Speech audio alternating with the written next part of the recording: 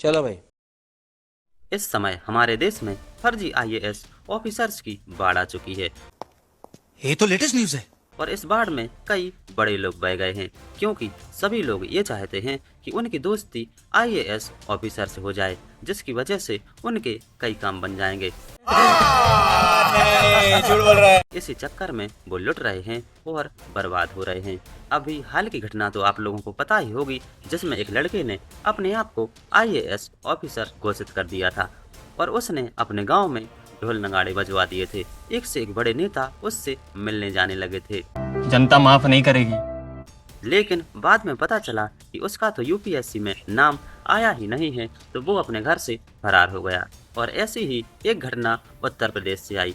उत्तर प्रदेश में एक लड़की ने झूठा हल्ला दे दिया कि उसका यूपीएससी में सिलेक्शन हो गया है और उसने अपने घर में खूब जमावड़ा लगा लिया। खूब न्यूज वाले गए, खूब मिठाइयाँ बटी, लेकिन बाद में पता चला कि इसने भी झूठ बोल दिया, क्योंकि इसी नाम की किसी दूसरी लड़की का सिलेक्शन हुआ था, लेकिन उसका फायदा इसने उठा लिया और अपनी बड़ाई के लिए ढोल नगाड़े बजवा दिए। मुझे अपने घर जाना है। मुझे घर जाना है। तो देखिए दोस्तों, हमारे देश में कैसे कैसे नमूने हैं, किसी दूसरे के नाम पर अपनी बड़ाई चाहते हैं। लेकिन आज जो मैं आप लोगों के लिए घटना सुना रहा हूँ, ये घटना बिल्कुल हटके है, तो आप लोग बिल्कुल एंड तक सुनते रहिए। ये मामला आया है गोरखपुर से। गोरखपुर में प्रीतम कुमार निषाद नाम का एक फर्जी आईएएस ऑफिसर लड़कियों को अपना निशाना बनाता था। वो पहले लड़कियों को फंसाता था और उनसे कहता था कि मैं एक आईएएस ऑफिसर हूँ और मुझे शादी करने के लिए एक सुंदर लड़की की तलाश है। अगर लड़की मुझे पसंद आ जाएगी तो बिना दहेज की मैं शादी करूंगा। तो पहले वो लड़की के माता पिता से मीठी मीठी बातें कर कर लड़की वालों को फंसा लेता था, लेकिन जब शादी नजदीक आती थी तो उनसे पैसों की डिमांड करने लगता था। कौन है ये लोग? कहां से आते हैं? तो जो बेचारे लड़की के माता पिता होते थे, वो शादी टूटने के डर से उसके लिए सारी रकम दे देते थे। इस फर्जी आईएएस ऑफिसर ने इस घटना से पहले कई बार ऐसे ही लड़कियों को अपने जाल में फंसाया और उनसे पैसे लूटे। लेकिन गोरखपुर वाले मामले में क्या हुआ, इसने पहले लड़की के माँ बाप को फंसाया। लड़की के माँ बाप से कहा कि अगर तुम्हारी लड़की मुझे पसंद आ जाएगी तो मैं बिना दहेज की शादी करूंगा और मैं एक आईएएस ऑफिसर हूं, क्योंकि उसने तरह तरह की तस्वीरें दिखाई, जिससे उन्हें भरोसा हो गया। इसने लड़की के माता पिता से कहा कि अब मैं बिना दहेज की शादी करूंगा और 11 मार्च की डेट फिक्स हो गई।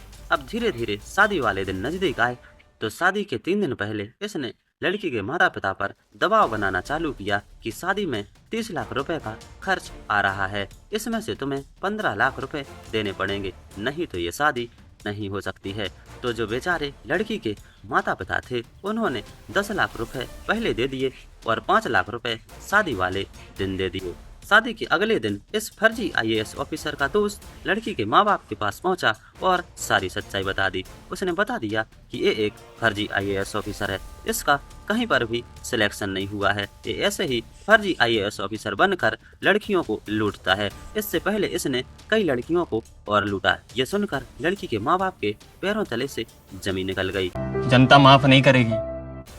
ये बात सुनकर तुरंत ही लड़की के माँ बाप उस फर्जी आईएएस ऑफिसर के घर पहुंचे, तो बेचारी इनकी बच्ची एक कमरे में डरी सहमी हुई बैठी थी, क्योंकि जो उसने रास्ते में सुना वो सुनकर आपके भी होश उड़ जाएंगे। क्योंकि जो फर्जी आईएएस ऑफिसर था, जब वो दुल्हन को लेकर रास्ते में आ रहा था तो किसी से फोन पर बात कर रहा था और कह रहा था कि मुझे अपनी पत्नी को गोवा में बेचना है, वो भी बहुत मोटी रकम में।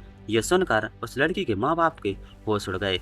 जब उस फर्जी आईएएस ऑफिसर ने लड़की के माँ बाप को अपने घर पर देखा तो वो अपने परिवार वालों के साथ फरार हो गया। तो देखिए दोस्तों, हमारे देश में कितनी खतरनाक घटनाएं घट रही हैं। ऐसी घटनाओं से बिल्कुल सावधान रहिए। अच्छा, हमको सिखा रिया है। जानकारी अच्छी लगी हो तो प्लीज हमारे चैनल को सब्सक्राइब कीजिए, वीडियो को शेयर कीजिए, लाइक कमेंट कीजिए, बेल आइकन प्रेस जरूर कीजिए। Thank you.